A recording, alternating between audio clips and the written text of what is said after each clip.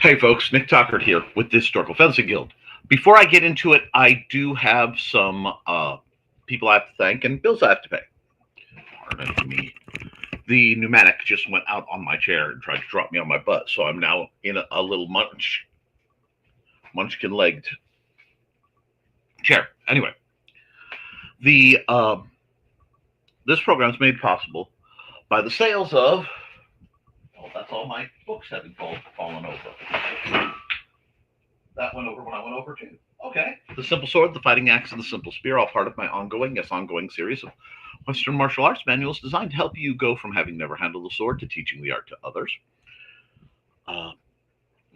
We are made possible by our good friends off in the woods, Frog G, Ronald, Riehn, Brett, Bladed Thesis, Brian K. Morris, Cindy Koepp, Steve Agosto, Don Dulas, Angelina, Vaquera-Linke, Joe and Trilaina, Bachman. Extra thanks to Dawn, who upgraded her membership recently because she felt she needed to. She was getting additional training, via me. I don't even have my glasses on right. So tonight's show, I am a little delayed on my plans for this because currently once a year, the Benton County Public Library, where I volunteer,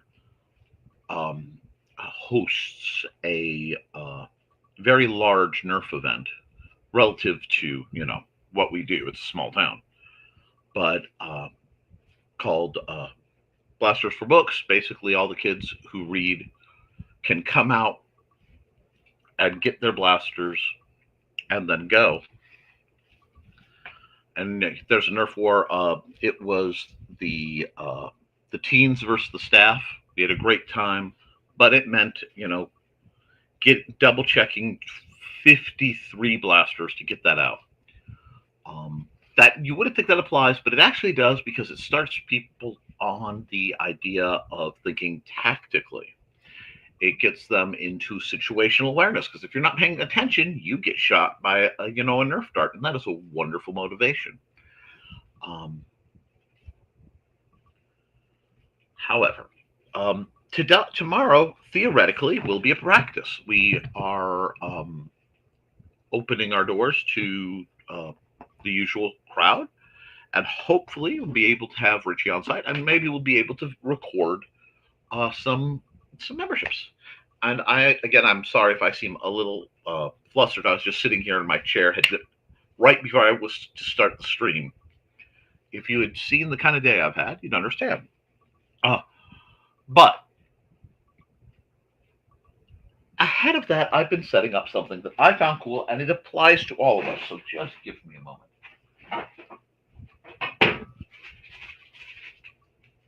This is a cold steel spearhead.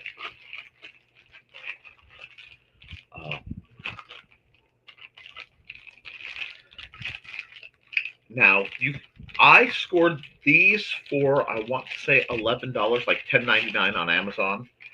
But prices vary. We're gonna I think it was $11.99. But for $6.99, you can get from our good friends at Menards one of these, which is a 60-inch tapered wood handle by Liebman. I spent some time as a janitor, so I'm a little brand loyal, amongst other things, and Liebman is one of those brands I'm loyal to because their stuff is much sturdier. With the simple addition of bringing these two together, you can get a fully tolerable, fully functional, because this is rubber. Now, in the long term, I may take this and reshape the taper, but that's only if it's necessary. Spear for $16-18. So, a $20 spear. Being that I do classes and demos and things, I need weapons that I can distribute to train people from multiple levels of both physicality, interest, and their financial ability. Because what we do is not cheap if you don't want it to be. But it doesn't need to be expensive either. And I see the chat starting to roll in. Hello, guys. And I've seen some recent news where understanding line combat is something that is good to know. Understanding the application of spears and their general wonders is also good to know. Now, there have been yet more injuries in the hemo area, and so I am forced yet again to speak on that subject.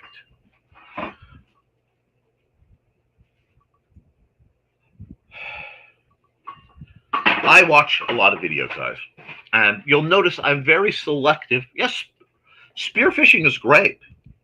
No, I love spearfishing. One of my hobbies outside of the historical fencing guild is I like bushcraft skills. I've always found them fascinating. I find them practical. Also, a good evening, Dave. I hope you're entertained. So we have these ideas. Anyway, wait. Before I get back into your comment, I need to finish what I'm saying. Okay. There are a lot of injuries coming, and part of it is people are being stupid. And no one wants to say it, but they're simply being stupid. If you are using a practical rapier style sword, or Lord knows some of those long swords, and they don't have a plastic tip on the end, that's dumb. That is unfortunately barreling towards applied Darwinism, and you can't, you can't, you can't, you can't, you can't, you can't use tools and techniques of a deadly fighting style with open free-form fighting and not expect to be hurt or killed. I mean, it's dangerous stuff. So I have to talk on that.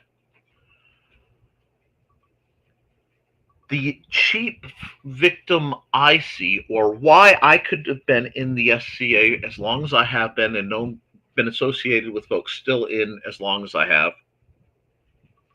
and not see these kind of injuries.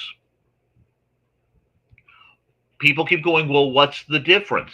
The difference is the rigid, regular, and consistent equipment, both the standards and the standards and the assessment. They are constantly being inspected. Okay. Every fight, beginning and end, you should be checking your gear. And you should be checking your gear like you would want your opponent to check theirs. Okay? No sharp, no sharp bits. No, your blade should be smooth. If you have to file out a notch, you have to file out a notch. Check your flexes. Make sure no S curves have popped up. Make sure there are no sharp parts in your riggings. Make sure the tip is solid. Sometimes you have to pull that off and look on the inside and go, has it been taking damage? But that's a pain in the butt. Yes, it is. But getting stabbed is worse. So we have to keep this in mind, that for the safety of what we do, we have to do it safely. Oh, sharpen your spear. Well, this is a training spear, Dave. So this one is literally made of a rubberized material, Santoprene. And I have a good grinder. Now, you can purchase relatively cheaply spearheads that you can put just about as easily onto one of these and have a functioning spear as well. And for review purposes, maybe I might actually do that. I might do some, if I can get together, I might just do that and do some spear tests, buy an over-the-counter, one of these survival spears or survival spearhead, and just stab some stuff. Um, but to get to the safety side of the heme side of things, you need to the other thing's calibration. Now I get flack, and I have gotten flack for years about being such a hard butt about my calibration. Your calibration has to be constantly checked. It has to be constantly monitored and tested. And when you're having a bad day, or I see people throwing shots hard, you need to stop. You need to cool off. You need to take a break. Something. I will always interfere with a match if I feel it will impact safety. Now, uh, Dave is continuing, and he's talking about stone spearheads. Yes, stone spearheads are amazing. I actually have one tucked away somewhere. But you need the right kind of stone, and you need to know how to nap it, which is the skill of breaking off flakes by using bone, or sometimes you can use wood. It depends on the stone. Usually another stone, and just flaking off pieces to shape a sharp edge and shape a stone into something useful. Um, they're they're really neat from a historical perspective, and it's one of those where studying and seeing how they were done does fascinate me, because again, when we start talking about historical training and historical weapons, we have to realize the stick, the club, the spear, the uh, axe slash hammer. These guys, the knife, predate humanity as a species. We still are using the tools and techniques that they had, or we were, and we elevated it and we built on it. But you have to understand that uh, the mentality more than the specific technique. What do I mean? If we're going to look at kind of crossing the streams here, because it seems like we're having a really nice conversation between prehistoric, perhaps, into historic survival skills and weaponry, and modern times, it is far more important, I think, to keep the flexibility. Now, before my health became what it was and what it is, it was my dream to be the guy who, if anything went wrong, I could just walk off in the woods and be fine. That's who I wanted to be. Um, it pairs with my goal that if everything goes wrong, instead of going back to the Stone Age, my wife and I can get us back to the 1800s fairly quickly in lifestyle. And that's kind of where my mentality lives. But understanding I'm taking this material, making this material, I have seen glass bottles that have been napped into spearheads. I have seen old circuit boards cut into the shape of arrowheads.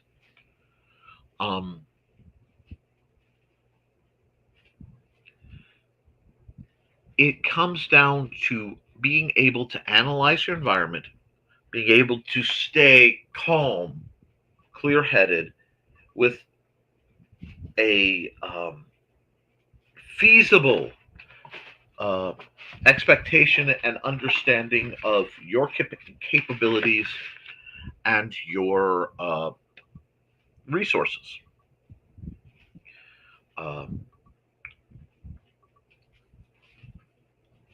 The most important thing when we get to that level of situation is the first thing you have to do is be able to assess your situation and determine, are you under an immediate threat?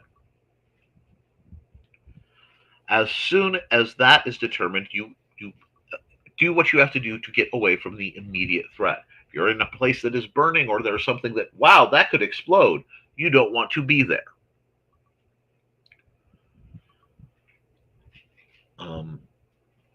This pairs up with the concept of triage, because once you get out, you have to figure out what needs to be dealt with first. And once you've gone down it's almost like a IT script.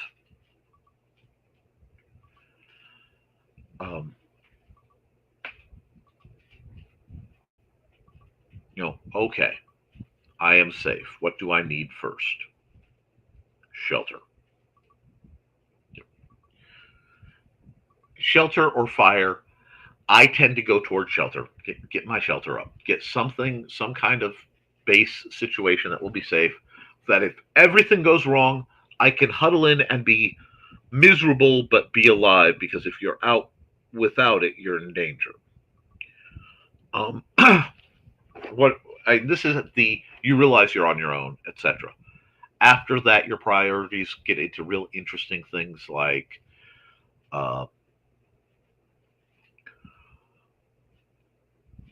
making fire, maintaining fire, collecting and processing water. This is the survival game mentality. Chunk, chunk, chunk, chunk, chunk. From that mentality, you start to build tools, and you're going to build tools that allow you to build the next set of tools. Does that make sense? The building and acquisition of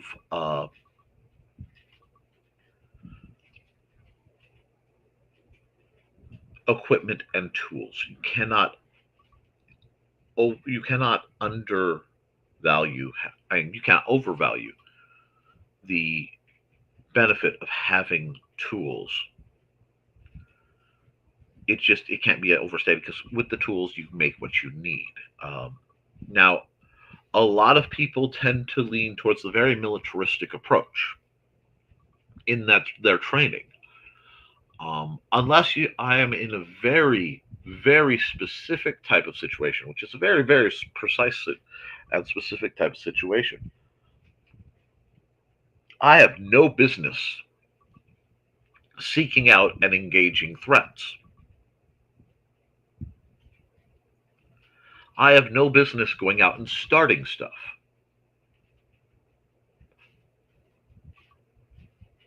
My job, my task should be to fall back and establish as safe a situation as possible. Now, what part of that is fortifying my location, fortifying myself. So again, what do you do first starts to be odd, because for me, if I don't have a walking stick style stick, I'm going to be acquiring one near instantly. And it's almost without concept, without contemplation. Now, to build most rudimentary shelters, you're going to want sticks like that anyway. So you're still in the process. It's just save the best one that could work for what you're doing for that. Do not hesitate in survival mentality situations to use your resources. That means garbage is good. If you find a glass bottle, you are in a very good place, because then you can at least boil your water pretty easy. You can technically boil water in a plastic bottle too, but you can also, if you have a decent edge, cut a plastic bottle into cordage. And there's a really nice little device that somebody made, and then somebody else basically ripped it off and mass produced it, that lets you just easily cut like 2-liter bottle. It's PLA? I think it's PLA plastic into cordage. Now, the reason that that's neat is you can then, if you're going back to our original spearhead conversation, and hello, Dawn. you need a way to affix the spear to the shaft. Now, in the case that I talked about for the training stuff, the sub $20 spear, it's uh, friction and tension held because this is slightly elastic plastic, so it just slides on there and stays quite well. And it is more meant as a deterrent than it is. It's more meant as a trainer and a light-ish trainer than as a heavy trainer. So I find this to be quite useful and a way to mass produce relatively inexpensively training spears. But in the wild, etc., you're going to need to be able to, if you're going for the spear approach and you want to do an attached spear, you're going to need cordage to hold it on. And if you have access to a bottle, you can cut, spiral cut into cordage. You wrap that around, knot it off best you can, and carefully over the fire heat it, and it will heat shrink and hold the spearhead, whatever you've made it out of, to the shaft. You can use a similar method with arrowheads, but that's way down the pipe too.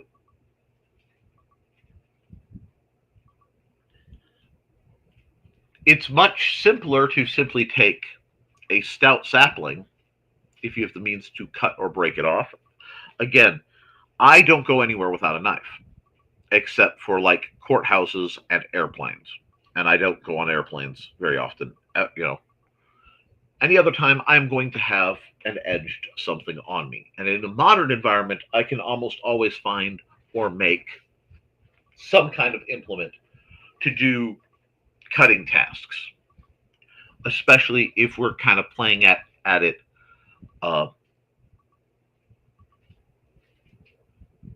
post-apocalyptic.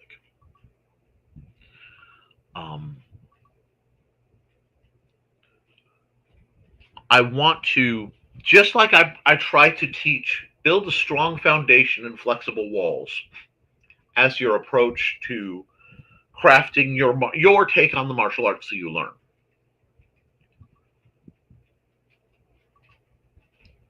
So that you can withstand what you deal with. You need a foundation of basic skills.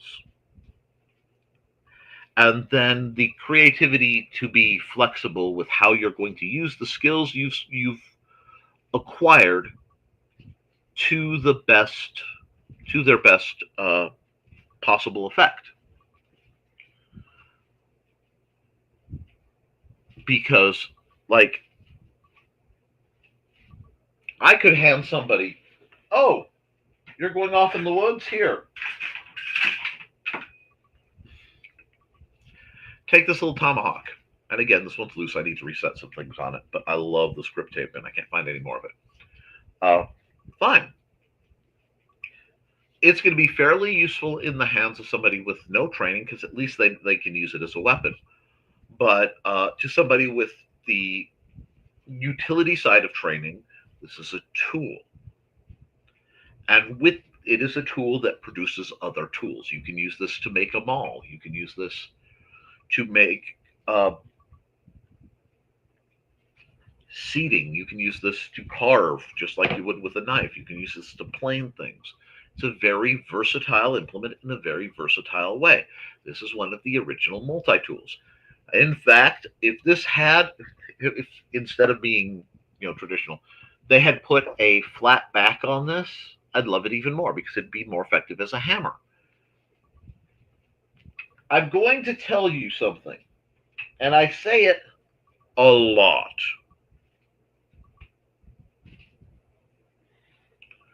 And I say it when I talk about sword fighting. I say it when I talk about thrown weapons. I say it when I talk about open-handed combat. Oh, sorry, guys. I had a very late night and a very early morning because of some shenanigans.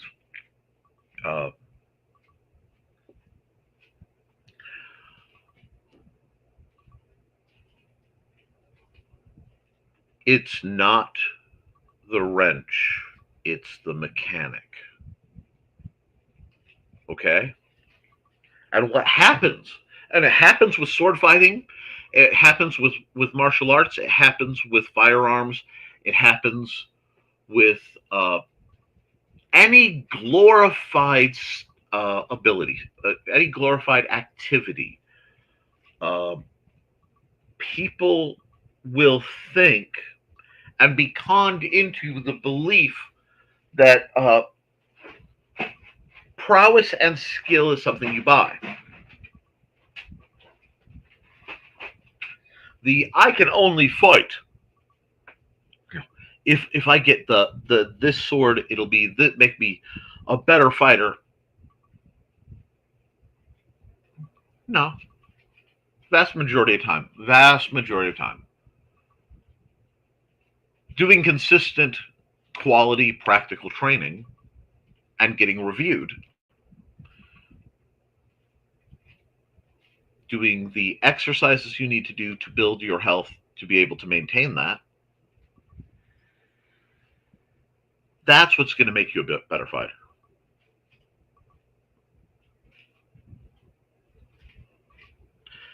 That's what's going to let you go from noob to functional.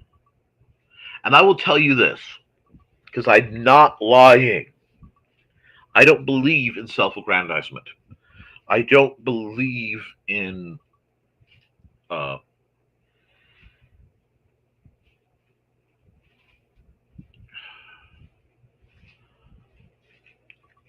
a single sharp goal of personal performance. That's not what I'm in this for. It's not what I was in it for when I came originally. It's not what I'm in it for now. My goal is and has almost always been to acquire quality skills that are consistent, reliable, and repeatable, very scientific method that I can then pass on to others as quickly as possible, favoring, of course, individuals who may have difficulty getting that information through any other means. This applies to all of this. So, yes, there are some amazing people who can sit and make the ancient spearheads, and that's cool. But for the vast majority of short term survival stuff, if you sharpen a stick and you, especially if you harden it over a fire, that's going to do you. Now, long term, you are settled into an area you need. Yeah, that's where you elevate. But we have this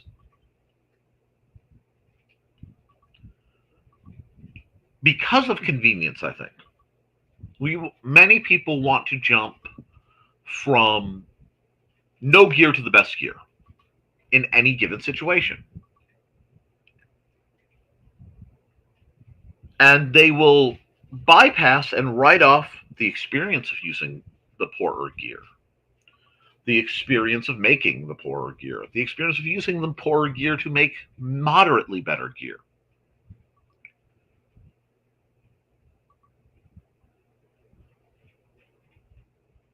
If you are trying to grow, you need different nutrients at different stages of your life.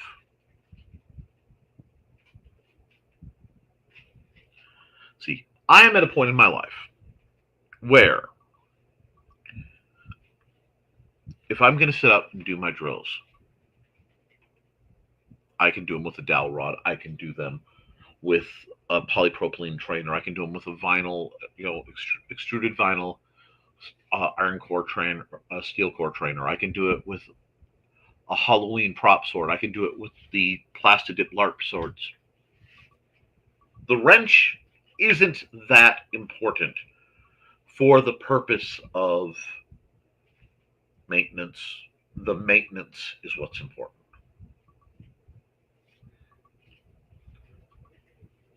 But I do like that. And the one thing, if you have interest in bushcraft, especially if you have interest in bushcraft, if you can get to a place where you can do it freely, safely, if you can get some sticks in your yard, if you have access to a yard. I understand it's harder for people in urban settings to, study bushcraft because, you need bush to craft. However, that's also not the skill set you necessarily want. Urban survival is ironically less talked about, but more needed because more people canonically are in urban environments than rural environments at this time. Now, yes, training for um, emergency wilderness survival is a good thing for everyone. It's like swimming.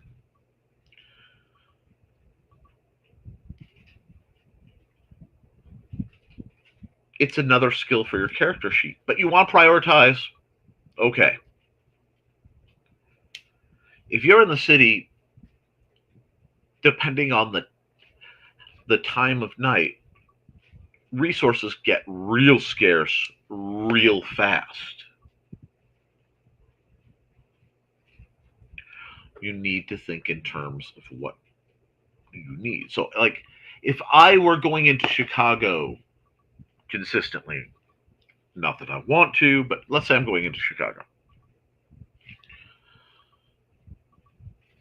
I'm not going anywhere without a backpack. And my backpack would have certain resources, certain tools, because there are tools that can be very helpful.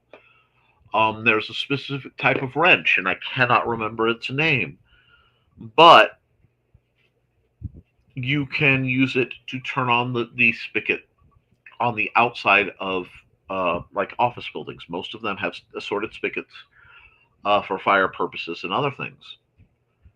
If you are stuck in a city and you need access to water, that might be one of your best, options. Uh, there are a few other things that you could spend some money on that would make um, getting into things for survival in a sudden grid down. You are in the worst place for this to be going on. How are you getting out? Situation. Uh, Having a compass is great. It will guide you toward magnetic north, not map north. But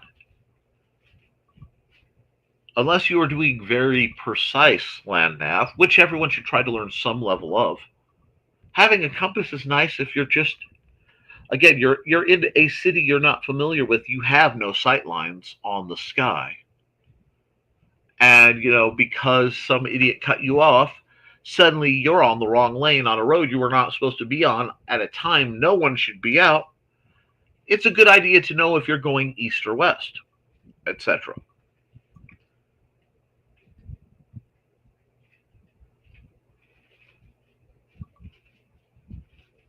That's something that's good to have. And there are other things I would probably carry. The properly legally packed, because there's a way you're supposed to pack medication for my meds. That would be in there. Again, my walking stick. I do not go very many places without my walking stick. Uh, or a cane. But I like my walking stick. Oh, good evening, Dark Moon. It's been a while. It's okay. No worries. Um, we've all studied grammar and English, and with my speech impediments, no one should ever feel bad about their grammar, Dark Moon.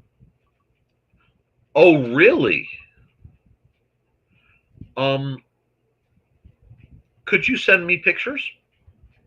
I'd like to know how it broke.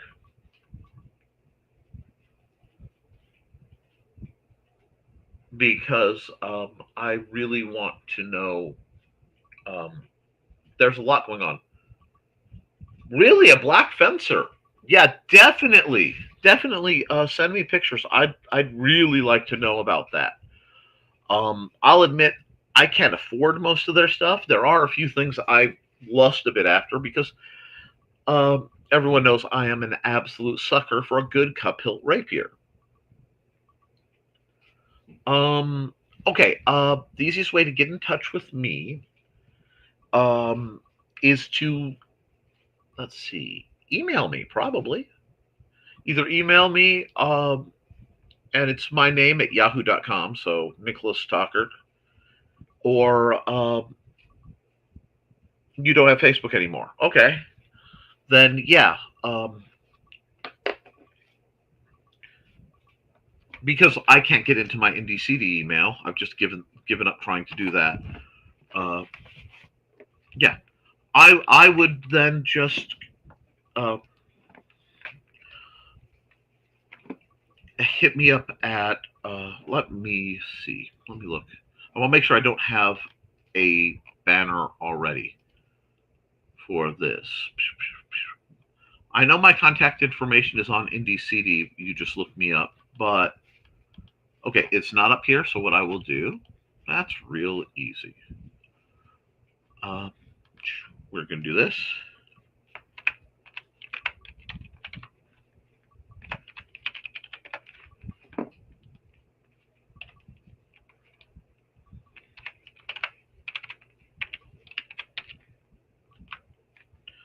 Um, just ping me at Nicholas Talkert at yahoo.com. That's separate from my business email. And or you can use my business email, which is nicholastalkert.business at Gmail. But yeah, rock on. And be sure to remind me that you know by your handle, so I know who I'm getting to. But because at the worst, might be able to salvage something out of it. Um, and since I did bring them up, if you have told Black Fencer and SoCal, which is the United States distributor Black Fencer, although that's my indie CD. Uh, Go to PHA.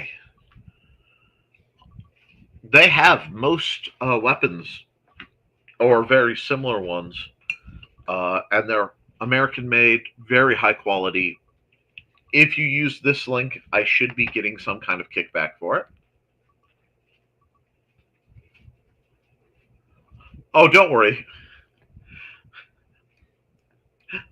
Don't worry. I will not give you any flack about the email because I am truly fascinated to find out how your sword broke and possibly discuss what can be done because it really seems like, especially throughout HEMA, there is a rash of equipment failures. And I'm wondering if people are just lying about the quality of equipment. Ooh, Castile. It was 420, but worth it. Four port cross. Ooh. Hmm. That's a thing of beauty. Well, with with anything, if your sword breaks, always save the pieces because even if you can't use it for practice, that's a good quality piece of steel, most likely. Um, I'm still trying to find the exact rigging I want because people don't make the Charles the Fourths very often, and I would like a really good Bilbao. That's sort of my holy grail, or two of them. But so yeah, please let me keep me informed on all of that because I don't want anyone to. If someone learns something like, "Oh, this sword is breaking here," uh,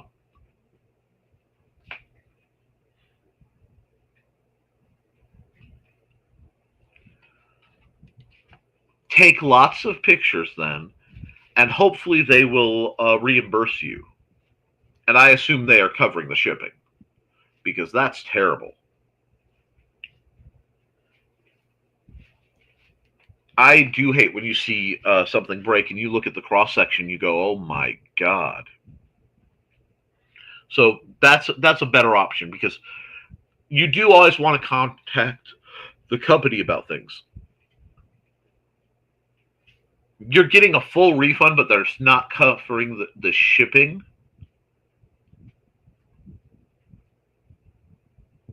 That is garbage.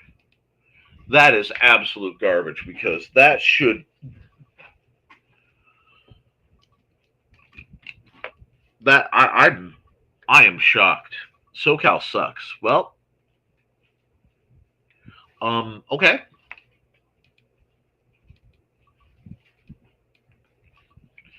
Uh, I'd love to know if anyone else has had problems with their gear. Anyone else can afford to use it. Now, for years, I did use for like steel rapiers. I was a huge, and I still am, fan of. I just have to say triplet first because I'm old enough that I predate the split to Zen Warrior. I do like the Zen Warrior Armory rapiers better than I like, say, the Hanwei Practical series. Um, because for me, the extreme narrowness of the blade and the narrow uh, go grinding essentially makes them very prone to uh,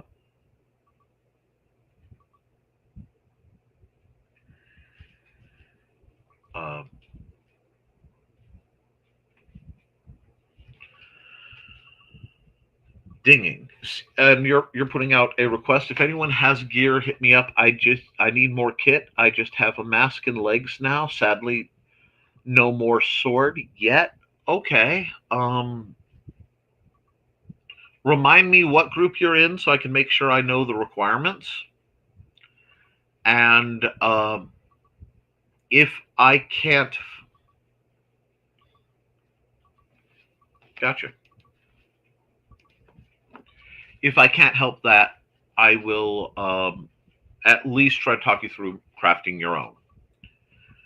And since they're waiting on a table, I will channel that out to whomever else may need it. It's always good to see Darkmoon in the chat. Uh, but yeah, there's something going on. I don't know if somebody cut corners, but there's been a lot of equipment failures all over the place. And I'm really wondering if it is misuse or if it is something more malicious. And the only way we're going to know is to be doing independent investigations like what you're seeing right now by talking to each other and being honest about it.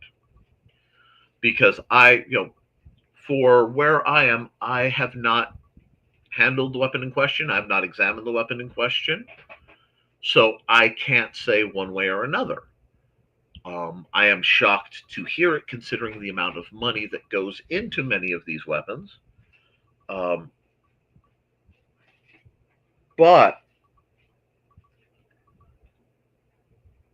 I'm almost not surprised it's happening because so many folks have cut so many corners on so many things, and everybody's trying to make the faster buck. It's why the older I get, the more I'm inclined to say, guys, if you can, make your own gear because you have far more vested interest whenever possible in the quality and the content of the gear than anyone you would purchase it from. So that is going to always be a bit of a hangup.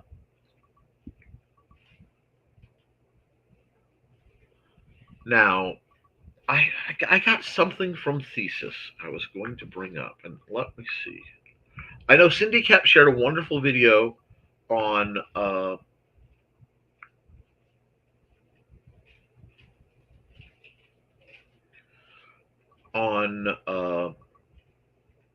walking stick fighting.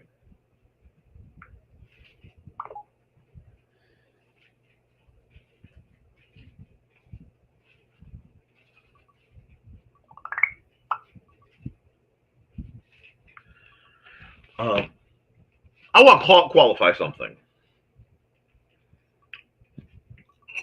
Uh, unless I have expressly told you, one of my students reached out to me, and guy's been a student of mine again for what 15, 20 years. Yeah, yeah, longer, somewhere between, yeah, we'll say around 20. Just make life easier on me.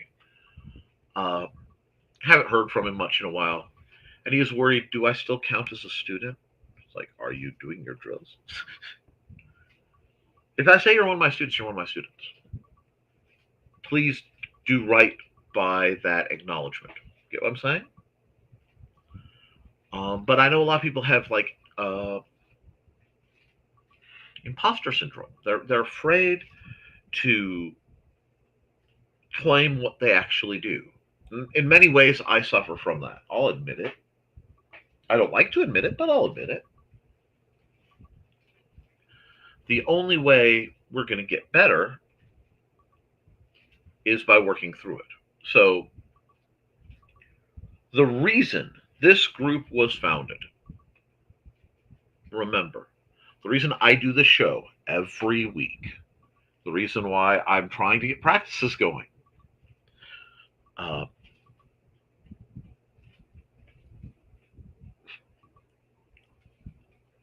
is to promote discussion, to build new people up, and put the gateways in to the conversation, and then promote that discussion between different types of martial artists, different schools, different philosophies, where we can learn from each other. And that does mean, okay, I've studied, lady came through, studied Fabris. Learn from Fabris. Learn from the Fiore fighters. Learn from the Meyer folks. Learn from the McBain folks. The McBros, if you will. Even if you learn, I don't want to do it that way, but you're polite about it, you have learned, and maybe they've learned something from your perspective. That's why discussing my style of, like, my personal way of fighting is so discombobulated. Because, guys, I am always a student. No matter what rank I could get in what system, if they ever put me in one of the systems that bothers about such things, I am a student. I'm a student of the blade. Oh, yes, yes. Dave says, got to be prepared for Texas Renaissance Fair. Love watching the sword fighting, the horse jousting. Keep an eye out for, what is it, Boss Blades? You might see Steve Clausen out there. If you do, give him, my affection. Give him my love, Dave. He's good people. Made interesting choices, but he's good people. And yeah, I miss Ren Fairs. I miss a lot of things that situationally I'm not. Bob's Blade, Boss Blades. I think it's Boss Blades. Yeah, I think it's Boss Blades, but because I think they're the ones who put out the Balrog, which is the Angel Blade, Boss Blades. Yeah, I think they used to. I don't know if they still do have a booth at Texas Ren Fair. And that's the other thing I love about what we do, guys. Houston Dave's a couple thousand miles away from me, probably. Yeah, somewhere in there. It's been a long time since I've been to Houston, but we can talk about resources that are out there. Cool. Like I said, I hope you have a wonderful time and you tell me all about it. Either here or on Never Mind the Furthermore, the morning show for the folks who don't catch that. Uh, on if you are YouTube only on the Nicholas Tockert channel, I host Monday, Wednesday, and Friday a talk show kind of thing in the morning, where I promote authors and artists and other creatives, and occasionally myself, and we try to make things a little better for everybody. You'll note that pattern is something I tend to hold to, but my problem with a lot of the Ren fairs I've gone to is if I'm looking at the more quality blade sections and even the cheap stuff, but finding light blades is relatively hard, and I keep bumping into this. It's it often feels like I'm watching Forged in Fire, where the vast majority of time, the weapons that are made and their advertising, pardon me, are and pursuing are very heavy, very dramatic weapons. And once in a while they'll bypass that, obviously, but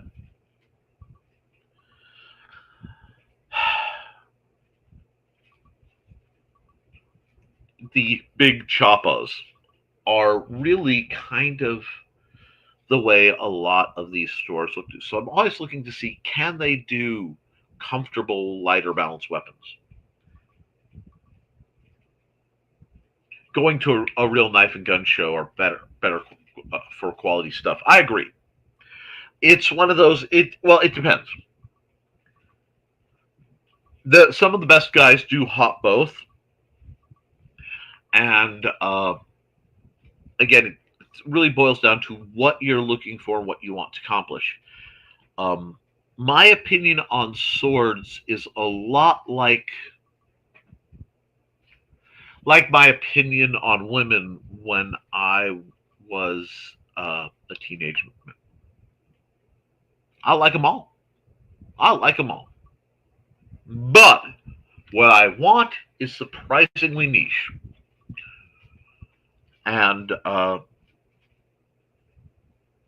that's where I find myself at. When you start handling weapons, and this is part of why learning to craft makes you a better fighter. Okay, you appreciate the weapon more. So it's like I have many different knives, and some of them are currently attached to certain setups. Essentially, they're in bags or on belts or whatever like that. But one of my favorite knives that I own is this Mora knife. Now, when I say Mora knife, you guys think of a current Mora knife, which I actually want to get one. I don't own a branded Mora knife, and I'm planning to. But we got our first Twitch bot. This is a very old Mora knife. This is a 503, and I'm a trained professional. Please don't do this at home because holding knives is scary. This is shaveably sharp, and it looks beat up because it was used for survival type fun stuff. It has seen its fair share, but it is a beautifully crafted, elegant implement, and I respect it. I have a K-bar that's floating around here somewhere.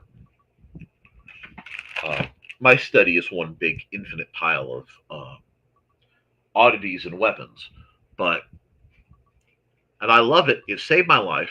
I have absolute devotion to this particular. It was the Air Force Mini K-bar. But even as the mini version, it is quite heavy, and I don't have its actual sheath, so the improvised sheath isn't quite as good as it could be. This is so much lighter. And that has pros and cons. You have to weigh this. But yeah, handmade knives and custom makers of swords and knives, yes.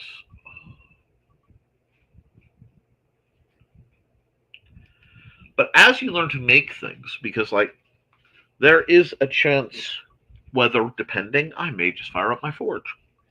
I really, really want to get metal hot and hit it with a hammer. I really, really want to get metal hot and hit it with a hammer. I don't think you guys understand. And toward that end, in about a month, there may be a massive change to my lifestyle. And should that occur, life will be good. Life will be so good. Life will be dream, shadooby dooby dooby. Life will be dream. But because then I will have my garage essentially liberated, and then with help I can get it cleaned out, and then I have access. I have access to my tools. I have access to my old stuff. I just I have to be very allergic to chickens, and I did not know that till I had chickens. And I'm not going to give up my pets that poop breakfast. I just can't have them in my garage anymore. Allegedly.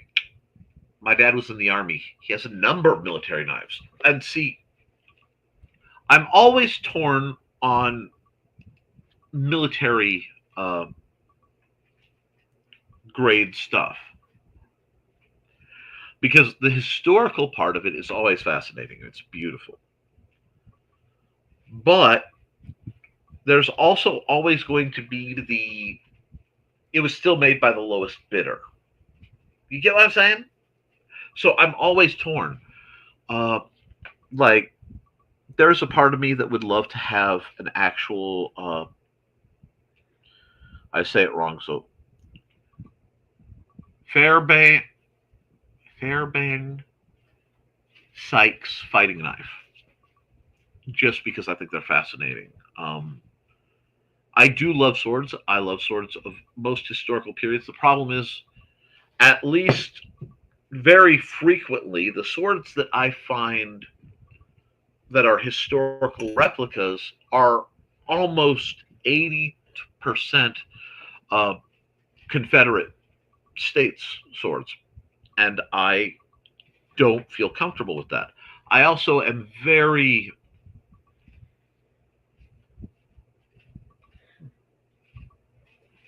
let me rephrase this.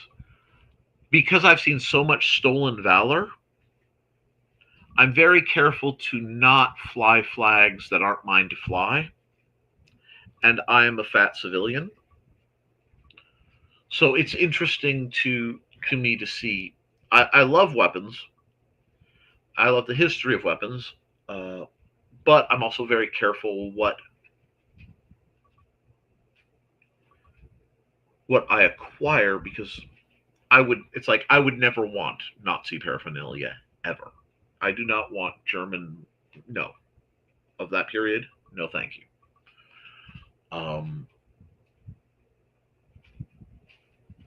My dream sword currently is a Charles IV Bilbao, a colonial broadsword. Actually, it's a beautiful weapon. I love that. Yeah, context of a knife. There's also, and I'm not wearing it right now because I got out of the shower right before my stream. I wear a CRKT minimalist everywhere I go. It's a glow in the dark one. It was originally painted with this octopus stuff to represent Cthulhu. My wife gave it to me. But I don't usually need a knife as big as something like this for my day-to-day, and I tend far more to use knives as tools rather than as weapons. So I don't usually carry a weapons grade knife. Usually. Now, If I'm going hiking, the whole world changes what I carry.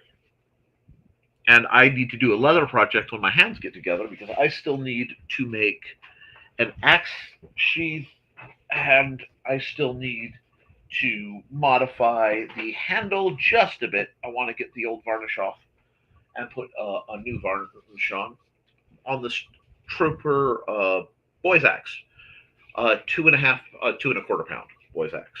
Uh, I would rather carry this camping because the weight and inconvenience of this versus a hatchet is thrown off dramatically by the effectiveness of this versus a hatchet.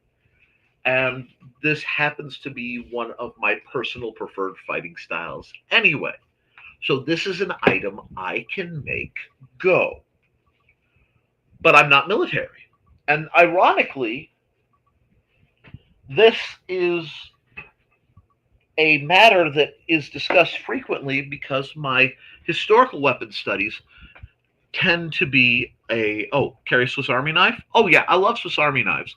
My problem with them is I have neuropathy in my fingers. I have extensive nerve damage throughout my body. It's very difficult for me on a bad day to operate the pieces. I actually carry a little, very cheap multi-tool. I have this bag that I wear when I go out. Everything goes in it, and on top is a little multi-tool. Useful item to have, and it's one that I found relatively easy to open. The other thing is, just about every time I've cut myself on a knife, it has been a slip joint folder that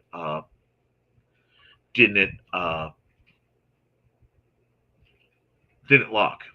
Yeah, use it for a utilitarian. Exactly, it's a tool. Um, so that's why when I leave the house, when I'm at home, I have access to most of my tools at any given point. When I leave, I usually have like I said, one of the folding bootleg Leatherman little guys. I've had a couple. I loved my Gerber, but I kept breaking them. My Gerber died. The little guys, I love them.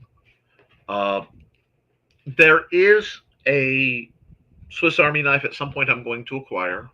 It's a little pricier because one thing I also tend to do is, as a rule, I like to carry things that I will not be heartbroken if they are lost or damaged in the process of me using them. Either it will not be a major financial blow for this, or it won't be a emotional blow. My neck knife is kind of an exclusion because my wife gave it to me, and it glows in the dark, which means I can find it at night. It's just one of those things. You see me tapping because I'm not wearing it, so I actually feel quite odd. Excuse me. But that's the thing, the utilitarian needs. Figure out what you are doing and carry what you need and then a little extra. And part of the problem we have when we talk about survival and logic, either we talk about the way people would use self-defense in the Renaissance or the Middle Ages, or even today, the vast majority of people are putting not just 80% of their energy into something that has a 20% chance of happening. They're putting 90+%, say 99% of their energy in something that only has a 1% chance of happening, while neglecting the things that are likely to happen. You see what I'm saying? What am I more likely to need to do? Pull a firearm out of my pocket and defend myself, which I have no problem with the carry and the judicial carry of firearms. I do not out of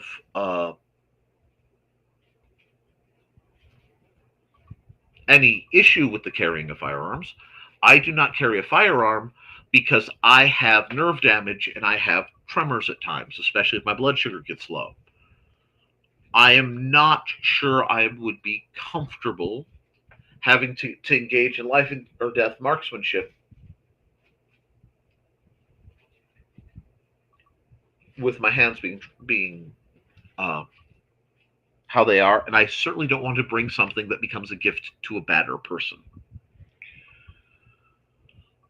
But well, again, rewinding, I just saw a video. I think it made it on the Historical Fencing Guild's uh, Facebook group. I hope it got up there, and I honestly don't know if I saw it up there. I threw it up there, but it was a person who was a Roman legionnaire reenactor, and he showed the gear that they would actually carry and how they would carry it, and it was a very interesting setup.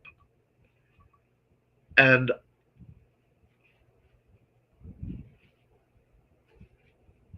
I'm always finding myself kind of tweaking a little bit with my EDC. I prefer never to leave the house without a flashlight, without a knife. I don't like to be anywhere without a knife. The only reason I'm calm with the fact that my neck knife isn't directly on me right now is because I have a knife right here. I mean, it's right in reach. I'm okay. I have an assortment of other things over here. I am not under threat or likely threat, and heck, again, I have a boy's axe. In a small room, I'm pretty comfortable with my situation. Uh, and this is just a wonderful example. Down here, we'll talk. Let's talk utilitarian EDC in a very weird way. Things you might not know about me. I am and have spent some time before I got sick. I was an avid skin diver. Uh, I would do free diving because I can't afford scuba, and a lot of snorkeling, a lot of skin diving. Well, there are a couple things that I learned and developed through. You make mistakes, so you learn not to make them again. Buddy of mine got snagged, so I prefer not to go out diving without a dive knife, and this is my dive knife. It's Wenoka, sorry, and I got this actually at a I got this at a Goodwill because I have a knack for finding things. But it is a weighted dive knife. You can hammer with it. You can saw if you get caught on rope. You can gut hook style if you get caught on underneath cut fishing line, and you can actually quite effectively pry, which is why it doesn't have a sharp tip. It comes with this lovely ankle sheath, and especially when I was doing dumb stuff by myself, because that was the only way I could do it. This was one thing I was not comfortable going without. Thank you. Very, very important for a very, very specialized task. Could I use that as an EDC thing? Yeah, I could go everywhere with the dive knife strapped on my leg. It's a little ridiculous. You get what I'm saying? So finding that balance of what kind of tools I need from a practical sense, and then training with what I'm most likely to carry for the impractical sense, and making sure that anything I pick up in my historical martial interest sense does not conflict, is a big part of what I do and what I encourage other people to do.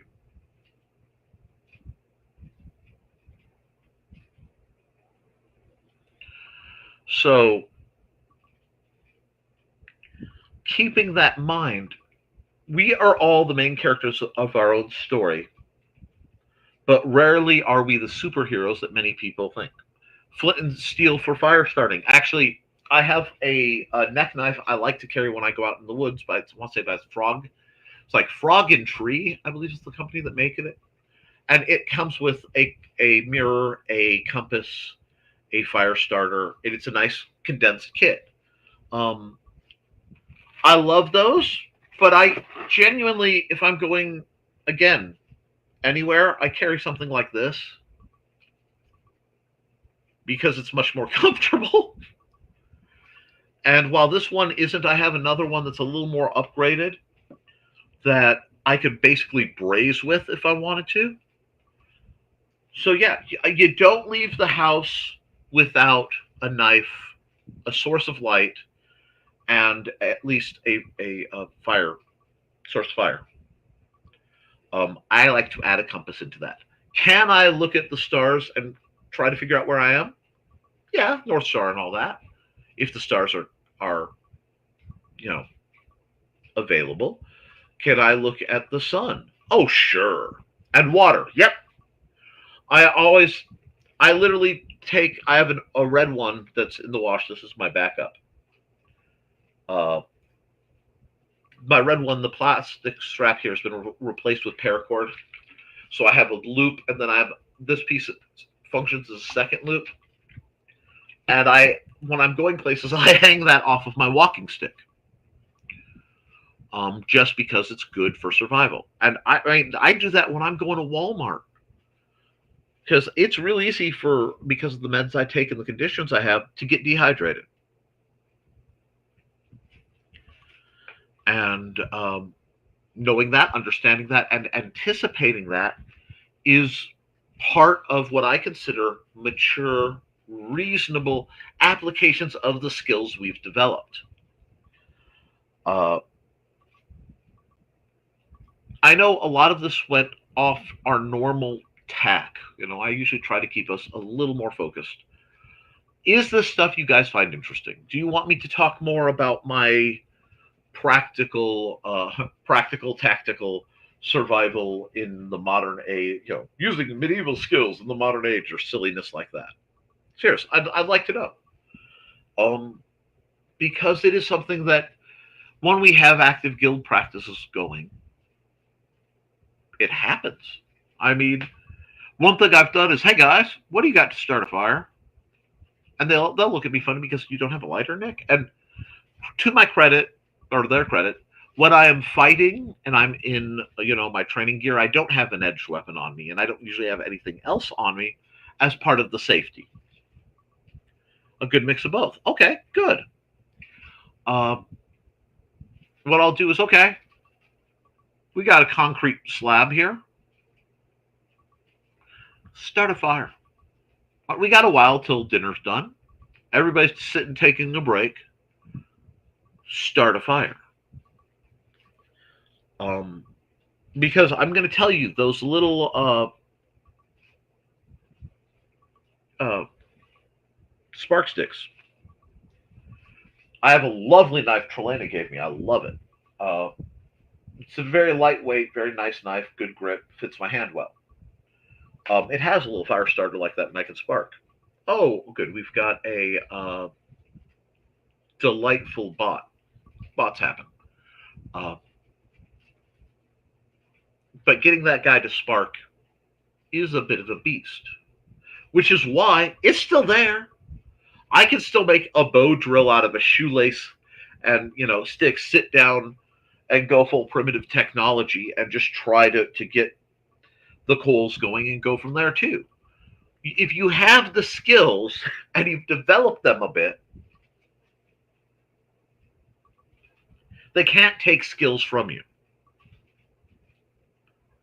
That's why, freezing people's finances is so important for certain legal agencies.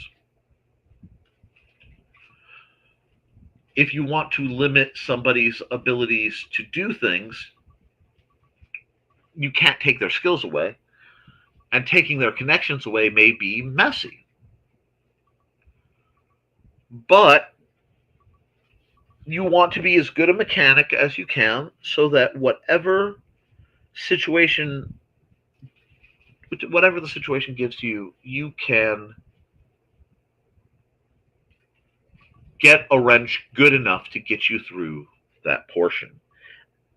And I think that applies to understanding practical survival, man versus elements, practical survival against animals, practical survival against current world threats, historical training, martial or military training, it's all, hey, how you doing? Uh, Grant's coming in as I'm winding down, but finding the balance of what will be the useful things you actually need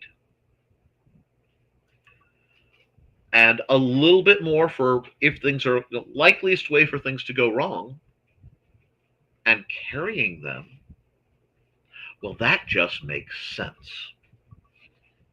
It's okay, Grant. Um, you're always welcome to pop in. We were just we had kind of gotten into the EDC practical what you're carrying, and I'm not referring to firearms other than explaining why I don't carry firearms. Uh, Not judging anyone who does. My situation, especially with Xander, makes that less than practical. However, we have gone my hour and then some, and I know it's a little slow start, but I had a beverage, and it is no longer here either. Um, I need to get something to drink, and I need to take. Oh, Nerf, Nerf, Nerf is different. Nerf is all about you are never more than an inch or two away from a Nerf gun in my house. It is very much the stay strapped or get clapped situation. As I ignore the fact that I have a full grade uh,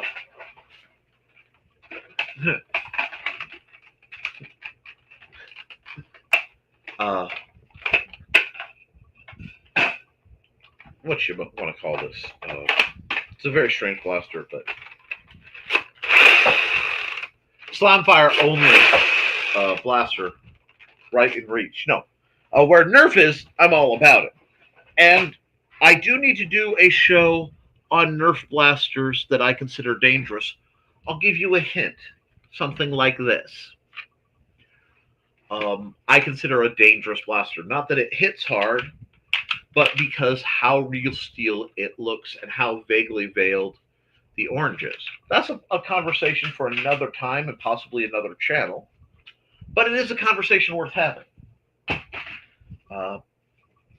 Please remember, if you're interested in learning spear fighting, you can get one of these from between 11 and up. Oftentimes it's around 15, $20. And this is just a $6 thing. It's a very safe spearhead. It's one of my favorites. Oh,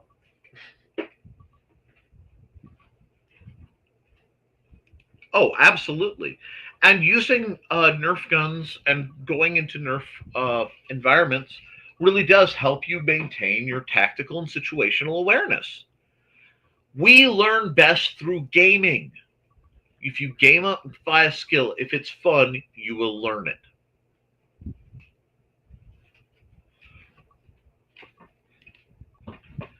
Nerf guns and my short sleeve shirts, because guess what? I have the right to bear arms. Oh yeah, let's go. But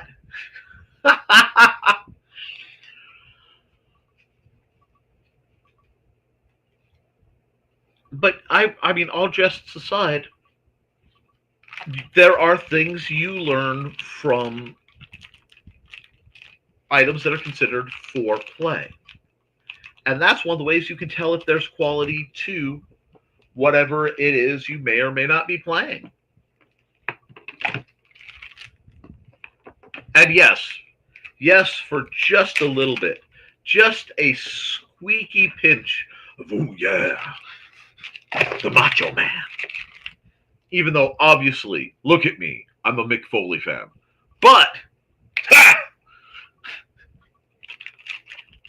little Cactus Jack. Anyway, I will probably be wrapping up, guys. So I have on a couple of my channels, I have to do a delayed Nick Knows Nerf because we had the program today. I need to, not today, yesterday. And that was when I regularly do Nick Knows Nerf. I will be back here if anything good happens. If practice gets pulled off well, I'll try to have images of that. I'm starting to have enough spears that we can start to set up. A Shigman. Anyway, how you doing, dog? In the words of Cactus Jack. Bang bang. I have about the same. Good night, punk. Yep. But guys, I will see you all super soon. Do your drills. Keep your eyes open. Be kind to yourself and each other. And as always, friends, thank you for supporting your local swordmaster. I will be back real soon. Till then, toodles.